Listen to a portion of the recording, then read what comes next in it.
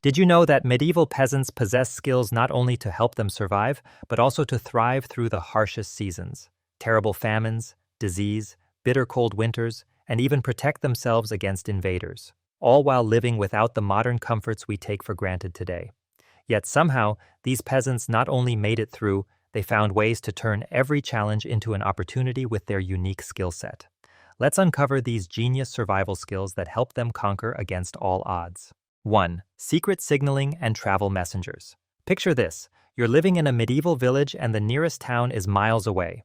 You don't have a phone, no radio, and no way to communicate with your family, friends, or neighbors instantly.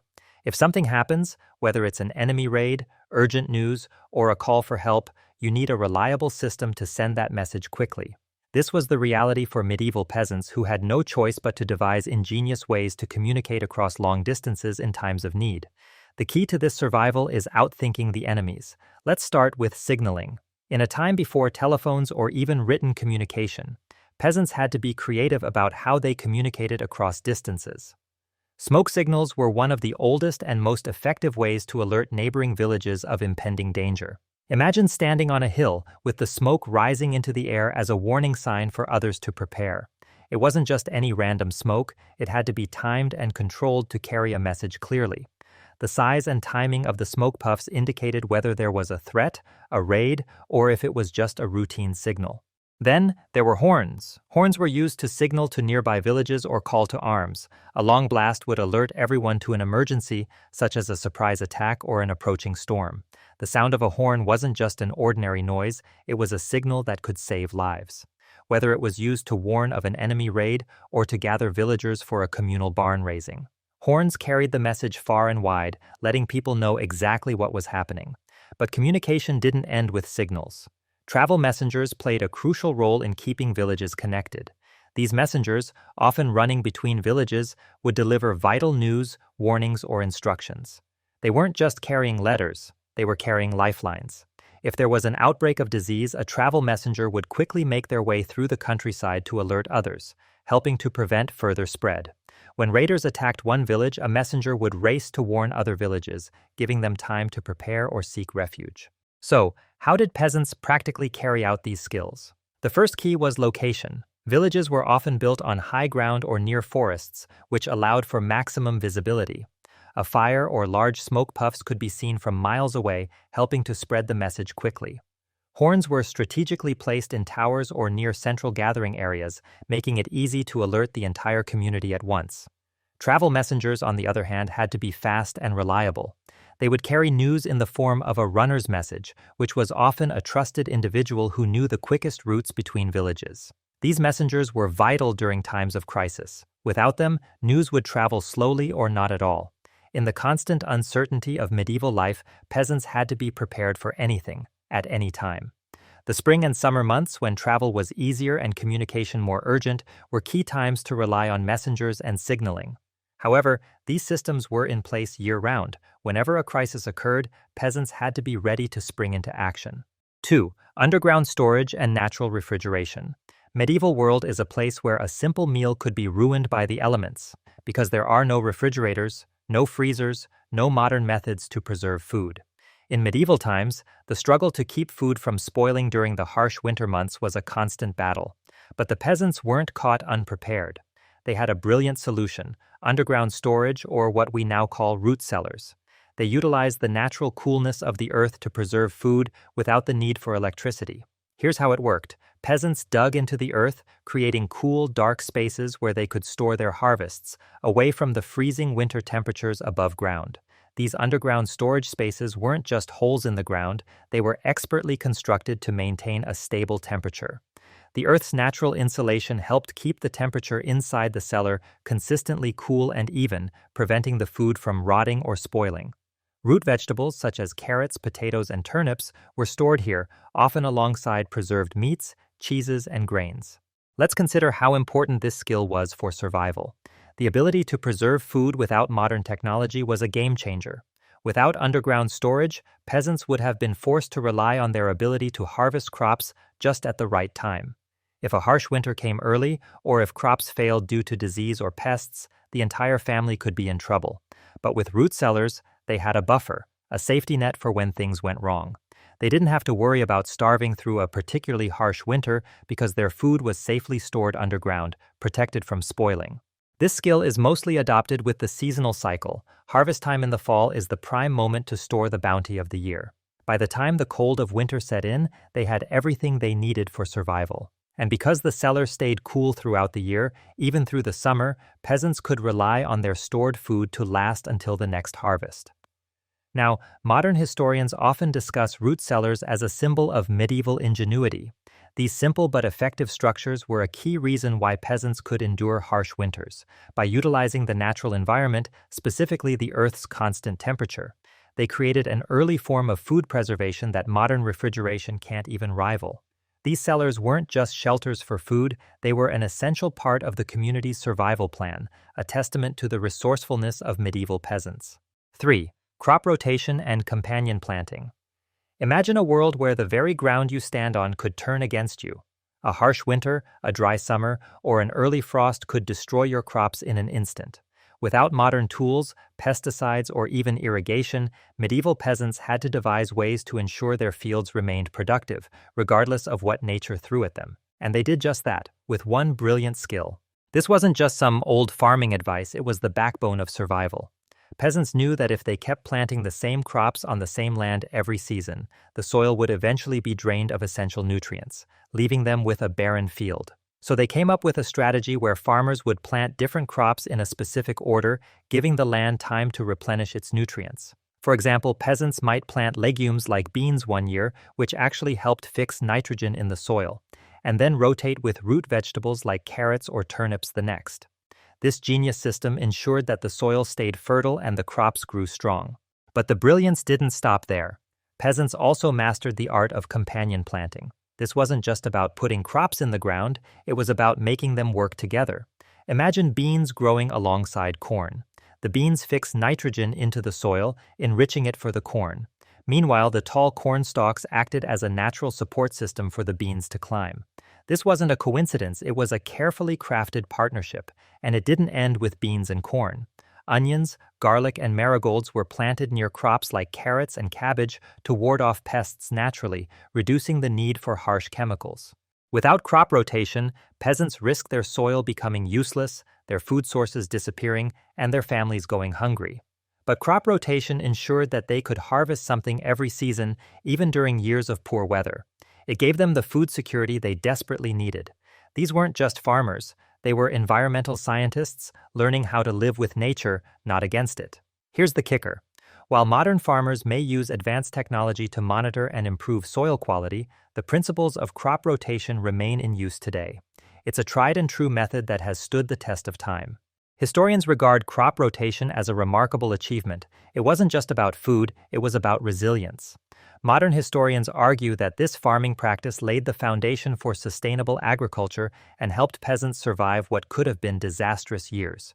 It was a simple skill, yet a brilliant method that kept them fed, kept their communities intact, and most importantly, helped them thrive in a world full of uncertainties. 4. Preservation through smoking, salting, and fermentation. Medieval peasants didn't let the lack of modern conveniences stop them from storing food for the lean months ahead. They had developed some of the most effective preservation methods that have stood the test of time: smoking, salting, and fermentation. These survival skills weren't just convenient, they were absolutely necessary for survival. Let's start with smoking. Peasants would use the smoke from a fire to preserve meat and fish.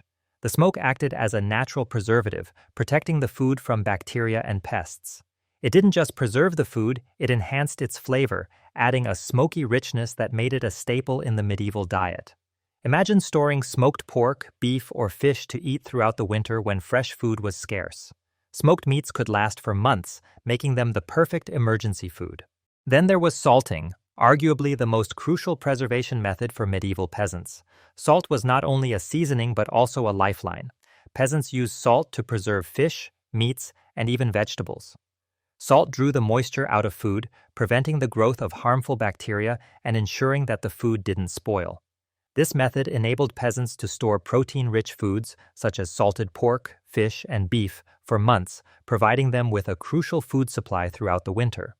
Salted food was rich in calories and nutrients, which was vital for a community trying to survive in a time of frequent famines and food shortages. Fermentation was another genius method of preservation, and it was particularly important for peasants in maintaining a healthy, balanced diet.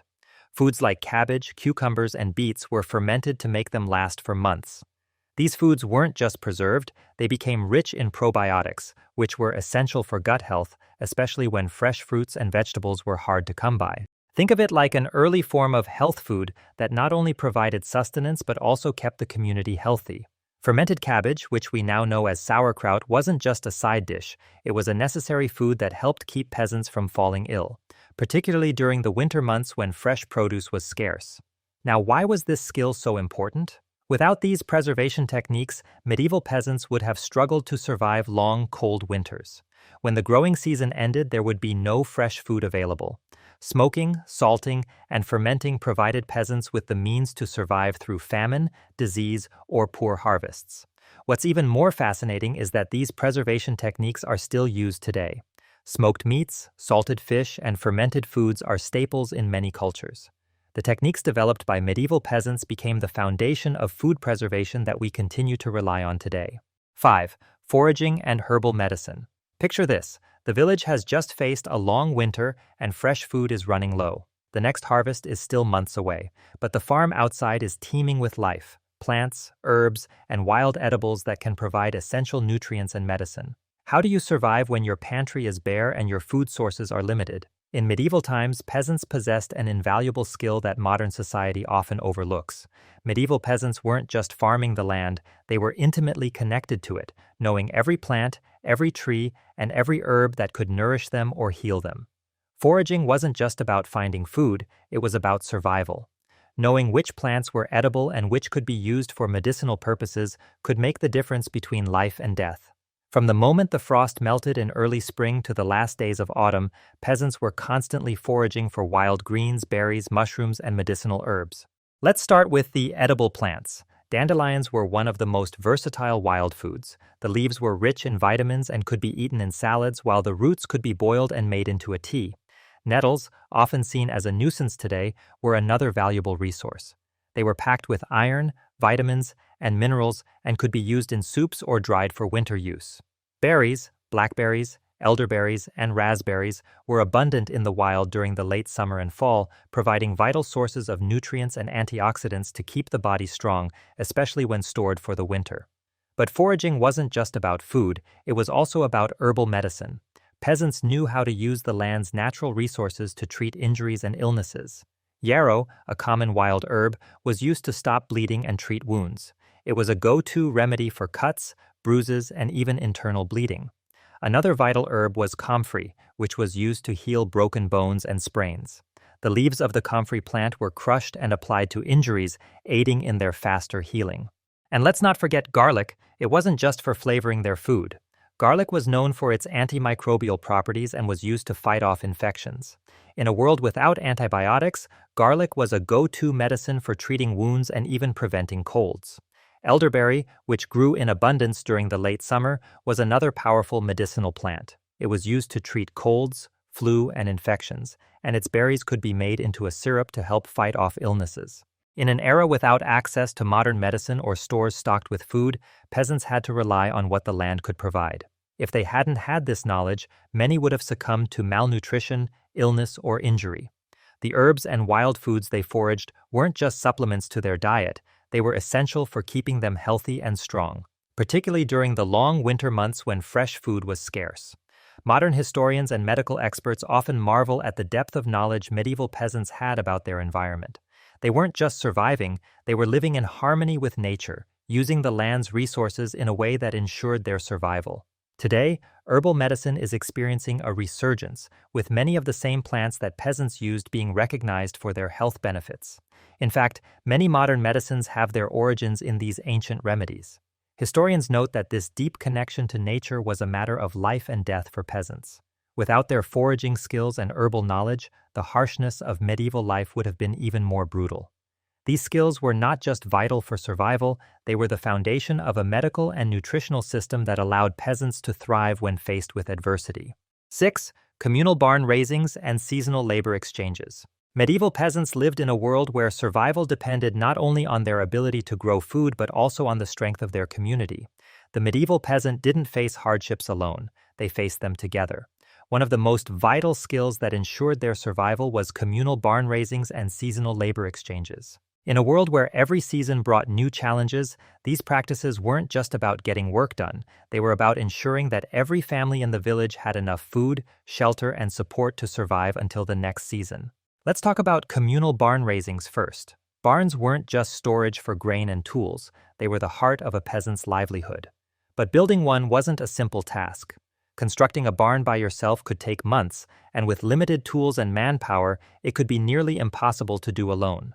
That's where the community came in. A communal barn raising was a massive event in medieval life. When one family needed a barn, the entire village would gather to help. It wasn't just a favor, it was a communal obligation. In exchange for their help, they could rely on the same assistance when it was their turn to build or repair something. The process was a carefully orchestrated event where everyone had a job. Some would gather tools, while others cut timber or laid the foundation. Everyone worked in harmony, and what might have taken weeks or even months for one person to complete could be done in a matter of days. These barn raisings weren't just about getting the work done, they were about fostering strong bonds within the village, creating a sense of unity and shared purpose. But seasonal labor exchanges were just as crucial. In medieval times, farming was grueling, seasonal work. Peasants didn't have the luxury of taking days off or hiring help. Harvests had to be brought in quickly, and the work couldn't be delayed. To handle this, peasants would enter into labor exchange agreements. If one family had a field of wheat ready for harvest, they might trade their labor with another family that had corn or barley ready to be harvested. The understanding was simple. Help them now, and they'll help you later. This system allowed each family to maximize their harvests, ensuring they had enough food for the winter months. The power of these communal and labor exchange systems was in the strength of community, with so many challenges facing peasants, such as harsh weather, unpredictable harvests, raids, and disease. They could not afford to work in isolation. They needed each other, not just to get through the day but to ensure their collective survival. These exchanges built relationships, trust, and an unspoken code of mutual aid. If one family fell on hard times, the village would rally together to help them, whether it was with food, shelter, or labor. This web of cooperation was vital for survival in a world where one bad season could wipe out a family's entire year's worth of work. In medieval times, survival wasn't just about personal success, it was about the success of the entire community. A bad harvest in one village could mean famine for everyone, while a barn that was poorly built could result in the loss of vital food supplies. By working together, peasants ensured that no one was left behind. Hay shared resources, knowledge, and labor, creating a system that was more resilient than anything an individual could manage alone. The best times to utilize these skills were spring and summer, when the weather allowed for construction and harvest could be brought in quickly. Barn raisings would typically happen in the early months, while labor exchanges were a common practice during peak harvest times, late summer and fall. The strength of the medieval peasant community was built on these very principles, and without them, survival would have been far more difficult. In fact, these practices have inspired modern cooperative movements where people come together to solve problems, share resources, and support one another. Modern historians admire how these early communities recognized that survival was a collective effort, and through this deep connection to one another, they formed lasting bonds that endured across generations. 7. Defensive living, moats, night watches, and alarm bells. Imagine living in a time where danger lurked just beyond your door. There were high chances for raiders, bandits, or even warring armies that could sweep through your village at any moment. For medieval peasants, survival wasn't only about what they grew or stored, it was about defending their homes. In an era of constant conflict and uncertainty, defensive living wasn't just a luxury, it was a necessity. The peasants employed a few key strategies that enabled them to protect themselves and their livelihoods, including moats, night watches, and alarm bells. Let's start with the moat, one of the most effective defensive tools medieval peasants could use. Picture a village surrounded by a deep, wide trench filled with water. This was no ordinary ditch. A moat provided a physical barrier between the village and invaders, slowing them down long enough for the villagers to react. Moats were especially useful because they made it difficult for raiders or enemies to approach the village without being noticed. Villagers would fortify the moat's edges with wooden stakes or stone walls, adding another layer of protection. While not every village had a full-fledged moat, many medieval peasants used this clever tactic to keep themselves safe, particularly in regions where raids were common. But even if the village didn't have a moat, night watches were essential. At night, when everyone was resting, the threat of attack was greatest. That's why many villages would appoint a few trusted individuals to stand watch during the night. These guards would keep an eye out for any signs of danger, like moving shadows or the glint of armor from enemy forces. In a time before sophisticated surveillance systems, the night watch was the first line of defense against surprise attacks. These watchmen weren't just standing around, they were on high alert, looking for any signs of approaching danger. Their vigilance could be the difference between survival and catastrophe. And then there were alarm bells, a village's early warning system. When the watchmen spotted something dangerous, they didn't have a phone to call 911 for help. Instead, they rang the bell, sending a loud, unmistakable signal that an attack was imminent. The ringing of the bell would alert the entire village, signaling that everyone needed to rally together. In some villages, the bells were part of a larger system, with different patterns of ringing indicating different levels of danger. A single toll might mean a lost cow, but multiple rapid tolls meant a raid was underway. These bells became an essential communication tool, ensuring that every villager knew exactly what was happening and what actions they needed to take. Now, why were these defensive measures a genius skills? In medieval times, survival often hinged on staying one step ahead of danger. Without strong defenses, peasants were vulnerable to being overrun by raiders who would steal their food, livestock, and sometimes even their lives. A moat, night watch, and alarm bells were essential to ensuring that villages had the time to defend themselves. These measures allowed peasants to take action before they were caught off guard, allowing them to fight back or flee to safety. In the end, the survival skills of medieval peasants weren't just about enduring tough times, they were about thriving through cooperation, creativity, and resilience. From crop rotation to communal barn raisings, these peasants mastered techniques that ensured their survival even in the face of famine, disease, and war. These skills not only helped them adapt to their environment but also built stronger, more resilient communities. What we see in these practices is not just survival, but an enduring testament to human ingenuity and cooperation. Which of these medieval survival skills do you think would have been most helpful in your life? Drop your thoughts in the comments below and don't forget to check out our other video.